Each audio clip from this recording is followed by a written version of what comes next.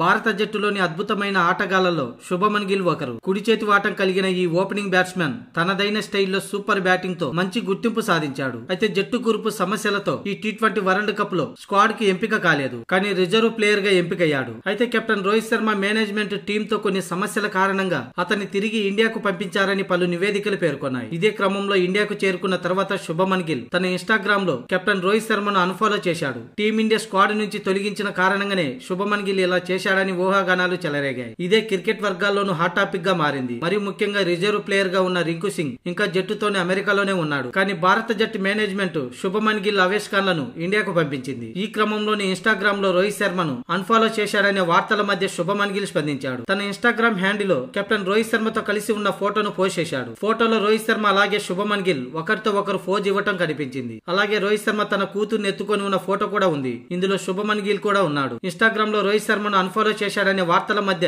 ఈ photo social మీడియాలో viral గా మారింది. తనకు రోహిత్ కు ఎలాంటి విభేదాలు లేవని, హిట్ మ్యాన్ అన్ఫాలో చేయలేదని ఈ పోస్ట్ తోనే తేలిపోయింది. కాగా వరల్డ్ కప్ భారత జట్టు కోసం శుభమన్ గిల్ ను రిజర్వ్ ప్లేయర్ గా ఎంపిక చేశారు. జట్టుతో పాటు అమెరికాకు వెళ్లాడు. కానీ అతడు జట్టులో ఉండకుండా తన వ్యక్తిగత పనుల్లో బిజీగా ఉండడంతోనే తిరిగి ఇండియాకు పంపించారని పలు రిపోర్టులు పేర్కొనడం సంచలనంగా మారింది.